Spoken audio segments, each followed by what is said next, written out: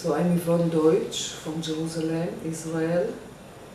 I'm a feminist peace activist and a social worker. Do you live in a secular country, and what does that mean to you? I don't live in a secular country. I live in a country where religion is part of the state. They are not separated. And that means for me that there is no freedom in many things, like the only marriage that is accepted in Israel is religious marriage, which means that Jews have to get married with the rabbis, Muslims have to get married under the Muslim courts, and Christians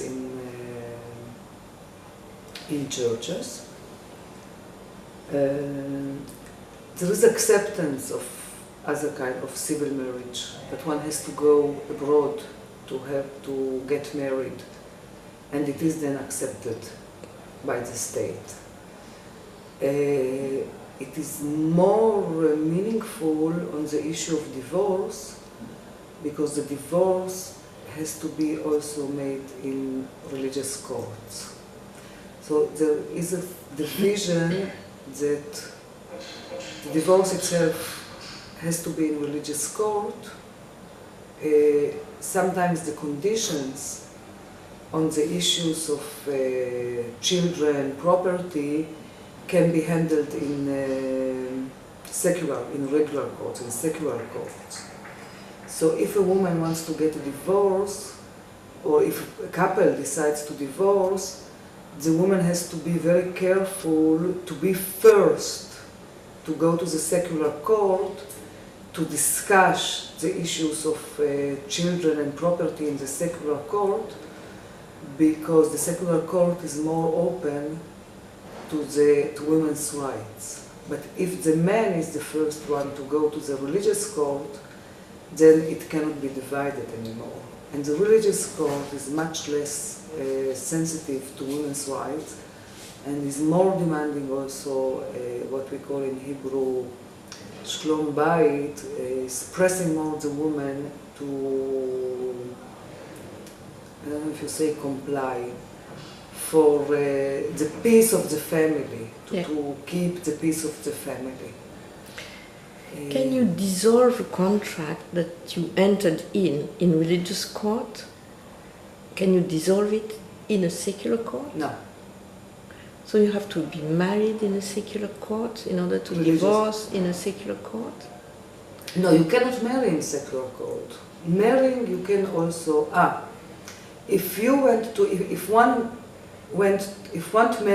married, let's example, in Cyprus, and they want to separate, and if they want to separate, and the woman is still would like to have another relationship and children, she has to have the divorce in religious court, even though she got married in a secular court. Otherwise, her children would be regarded, I don't know, maybe you say in English, bastards, do you say?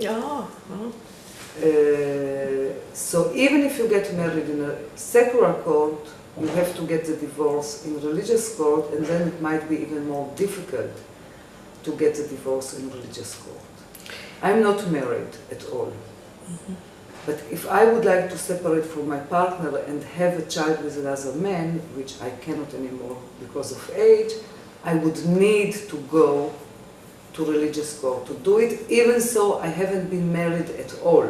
We are living together for 23 years. And then I would have more trouble getting. Nevertheless, I have to say that in Israel, women like me, who common law marriage, who are not married, in the secular court, we have quite good rights as women who share their lives with their partners but are not married. So I think this has to be said as well.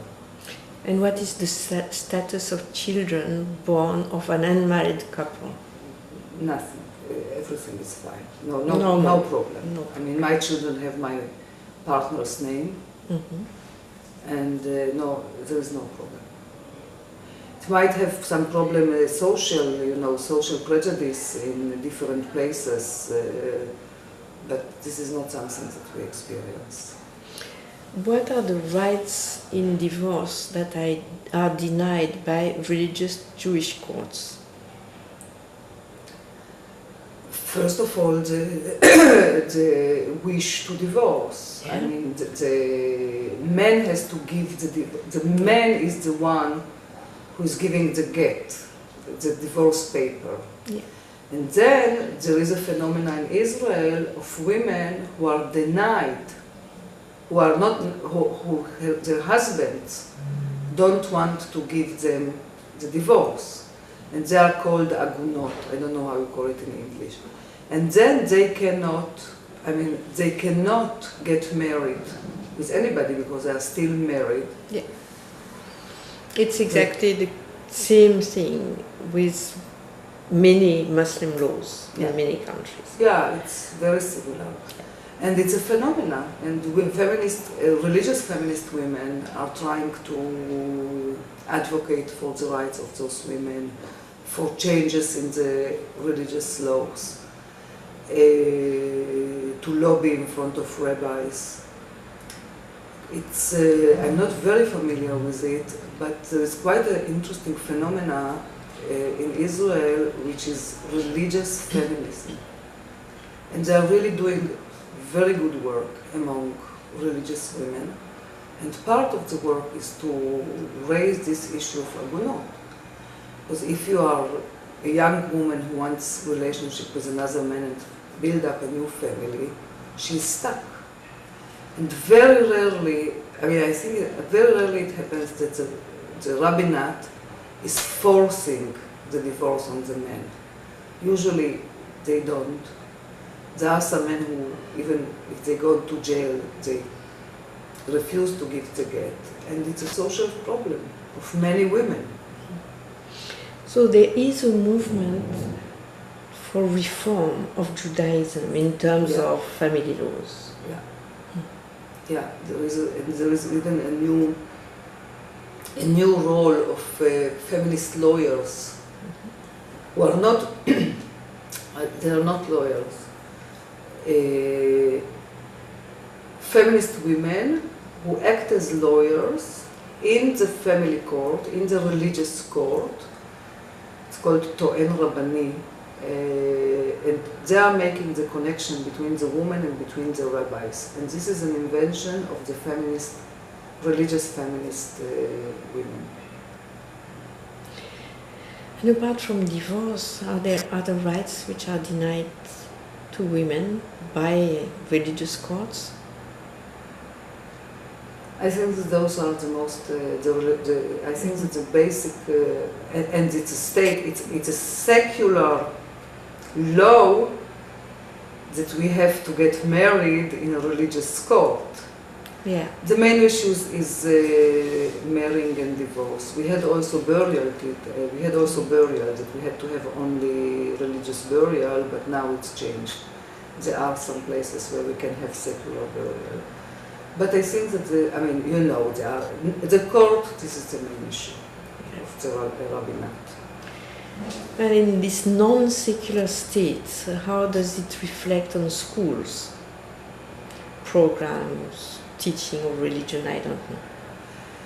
Well, we have secular schools, we have religious schools. There is a whole debate that the schools have to teach more Judaism. Do they already do? I don't know. It's not, I don't know. But there is a division between religious schools and secular schools. I think in secular schools, the curriculum is secular. Mm-hmm. They do study the Bible. And I have to tell you that for me, to study Judaism itself in a secular school I wouldn't oppose it, because it depends how you teach you know, Judaism as the culture, and get to know some origins or culture, I won't have problem with it. The big issue is how you teach it, and what do you teach. Because I wouldn't have any problem if there are in Judaism some very humanistic laws and attitudes. You know, there is everything in religion. And the big problem, the big issue is what do you pick up and how you use religion. So that wouldn't bother me if the human part of religion would, as a culture, would be taught in schools. This is not the issue that bothers me. What bothers me is the imposition of religion on everyday life, which is not necessarily the core. I mean, Israel, there's no public transportation on the weekend, only taxis, which for me in Jerusalem, being a privileged middle-class woman, having a car, I enjoy very much. Driving in Jerusalem on Saturday, hardly you have cars, it's very easy. But being families without car, you are stuck. And this is a secular law that it's actually abiding religion. You cannot have public transportation on Saturday. Yeah. So this is one example. I think that they are trying also now to strengthen, but I'm not really familiar with the details. They try to strengthen the effect of religious codes. But I cannot tell more about it. But what are the political forces behind that?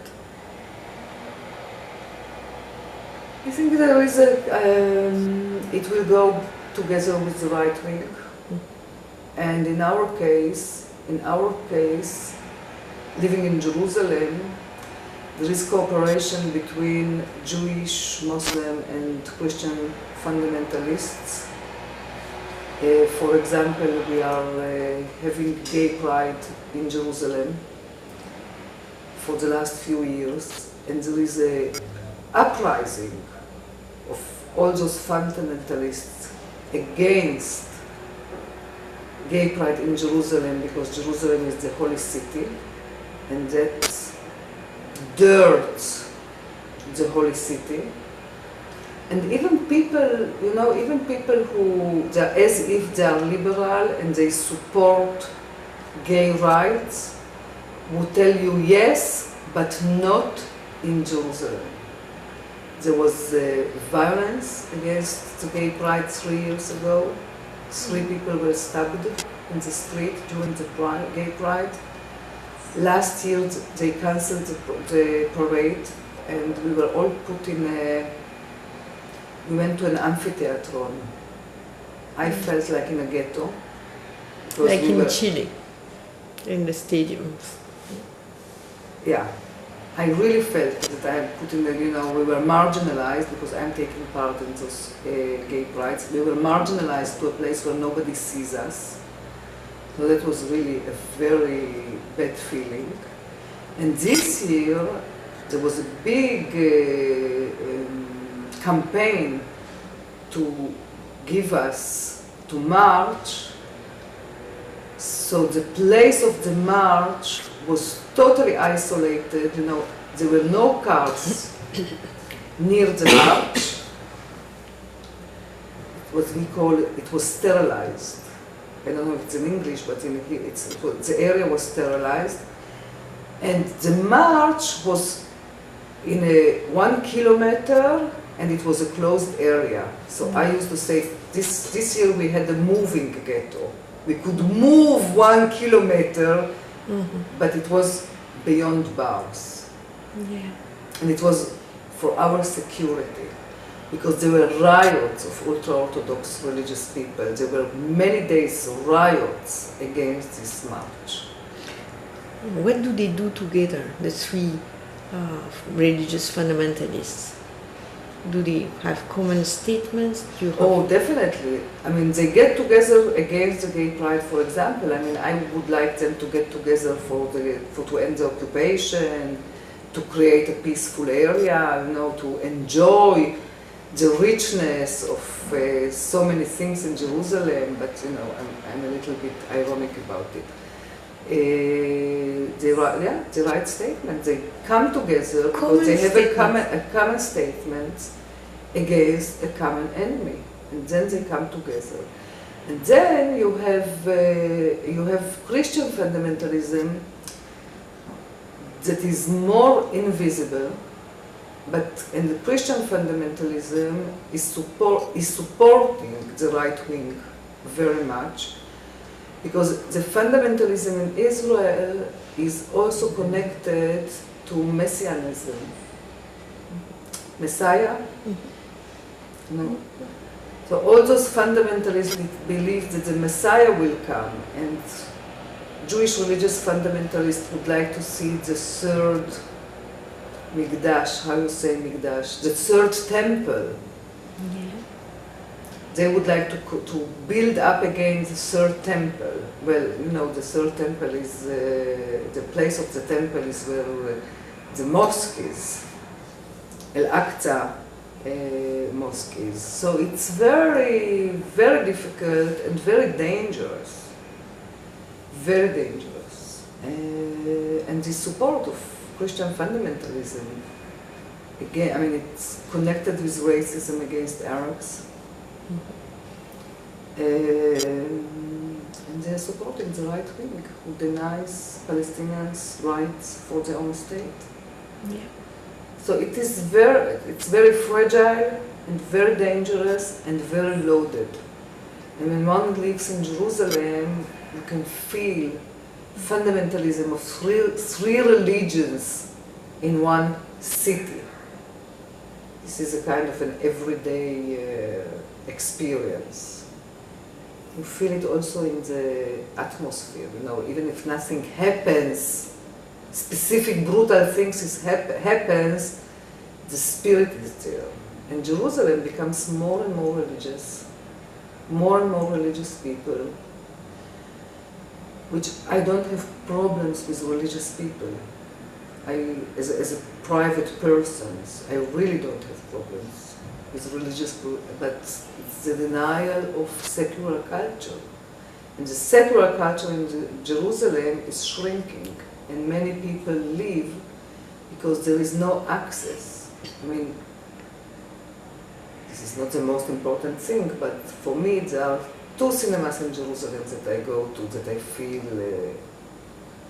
that I have a place to go as a secular person. There are more cinemas, but there are 2 places. So there are less and less secular places. There are. I don't want to, there are places, theater, dance, movies. There are restaurants that are open in Shabbat, which is a development. In the past, there were nothing open in Shabbat, no cinemas and no restaurants. So there is a change, but nevertheless, people who know the town and didn't stay in the town for long, when they come, they are in shock that it became so religious. Yeah. And that the secular culture is shrinking in Jerusalem. Do you foresee any bad consequences for women with this rise of all fundamentalisms?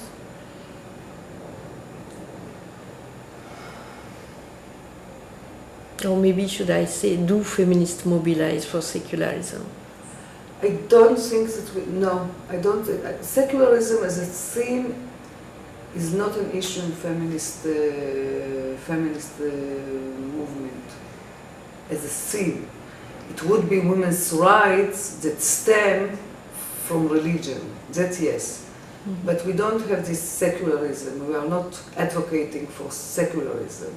We did for secular laws, or for separation between the state and religion, yes. So that's what secularism is about. Israel had a few years ago a very basic law which is called for the dignity of people. I'm sorry it's not in Hebrew. And where very basic aspects of human rights were presented in this law.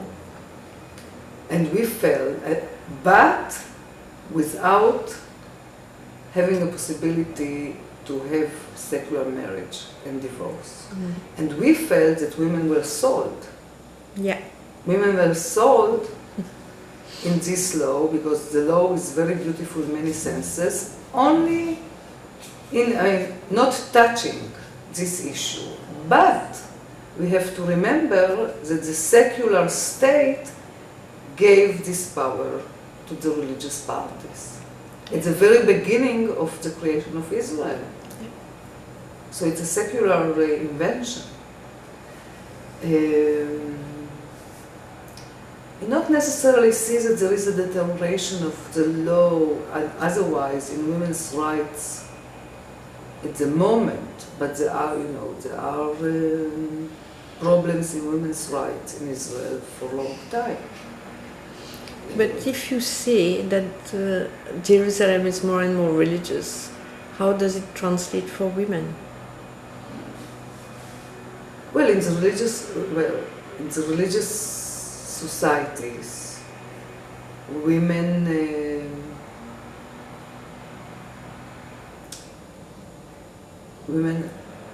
have many traditional roles, bear a lot of children, 7, 10 children, and actually they are also, the ultra-Orthodox society, they are also the ones who are supporting the men economically, because the men are studying. Yeah. The spiritual function of the man is to study. So I'm sure it has health effects. There were changes in some religious communities where women started to go out and study professions because they need to support their men. Studied new professions and were active, because a woman cannot be very active outside in political realm or in the public, because her honor, it said that her honor is is inside, like at home. Yeah. And with this change, that women started to have new professions. Just recently, the rabbis started to say that they should get back to their traditional laws. It was threatened. It's threatened. Yeah. And it was not like being really public, but being professional. Yeah. So this is on the one hand. On the other hand, there are some changes also that women started to create communities for studying. And studying, it's even if it's religious studying, but it is a knowledge, it is a power you have that you are knowledgeable. So there are always changes, positive changes and backlashes. Positive changes and backlashes. Yeah. And, women's bodies in fundamentalist attitude. So when I go to the market, I cross a religious place where there are all these signs that we should be modest in our clothing. I go like this because this is how I'm dressed. So, and I cross, but I feel a little bit uncomfortable in the sense that sometimes I might be, I'm not, I was never attacked. But there are all these signs that I should go, and they give the special direction. What does it mean? You have to give with long sleeves, and you have to go with a skirt. And the well-being of the nation depends on women's modest clothes. So it is, a national duty. Yeah, yeah. It's using women's bodies for the well-being of the nation. We know that from using also women's womb for demographic problems, but this is not a religious This is not a religious issue, but it's the same, using women's bodies. For me, the fact that we Jewish women, ultra-Orthodox Jewish women, are going with a wig, and not because the hair of a woman is not dirty. I don't find the English word for it, tameh. You know, for me, it's I can feel it in my stomach. The misogynist attitude to women's bodies, and so even seeing that is difficult for me. I always wonder, what does he have under the wig? Or in the summer, when it's so hot, you have to go with the long sleeves and with the wig.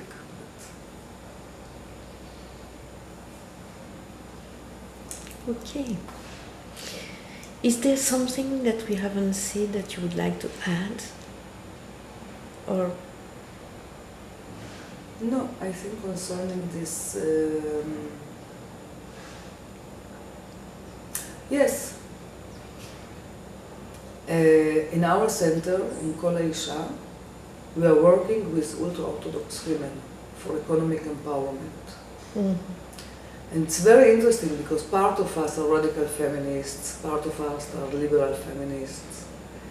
But because those women, I mean, we are in a neighborhood where part of the neighborhood is also religious women, ultra-Orthodox women, who suffer from poverty. So, because of our feeling of solidarity with women wherever they are, we are working with them to empower them economically. The big issue, and I do believe that we have to cross lines of identities and class and for creating solidarity.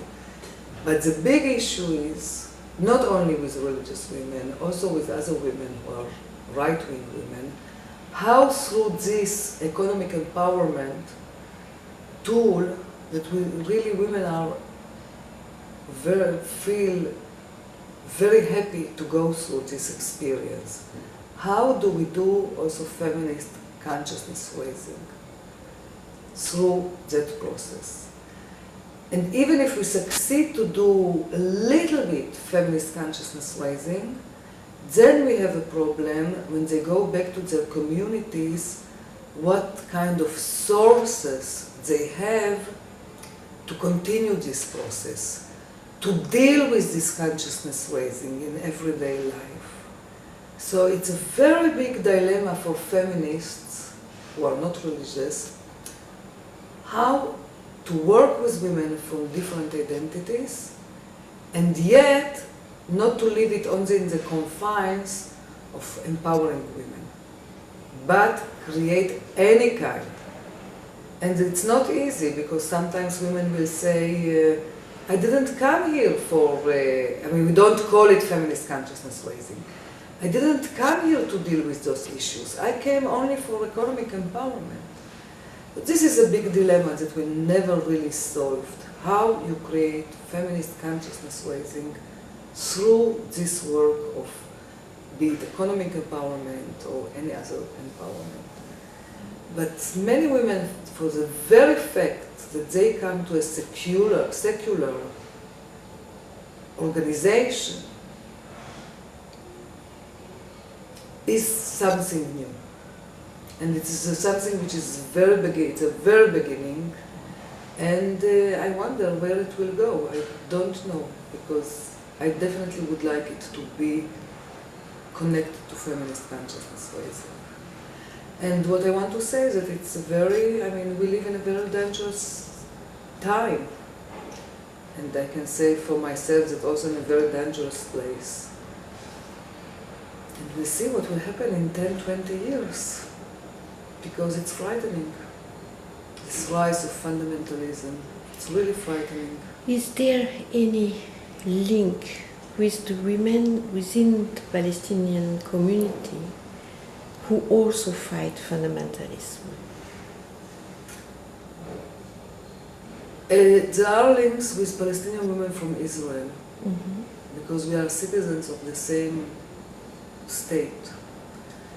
There are less links with Palestinians from the occupied territories, because occupation is so much an essence, basic essence of oppression, that every kind of cooperation between Israeli and Palestinian can be also only around opposition to occupation. Working together on other feminist issues at the moment is not possible, because for Palestinian people it is if it's normalizing the relationships under Israeli occupation, and they feel that the Israeli state is trying to normalize the reality. So it's very difficult for them to work with us. Now, maybe now, with all this rise of Hamas, and with the rise, with this very fragile political situation, maybe some changes will occur. When feminists in Palestinian society, I get, even so they share the national struggle with their society, maybe they will feel also the need to have some kind of solidarity with the democratic, I don't know if democratic is the right word, but this is the easiest, with the democratic forces in Israel.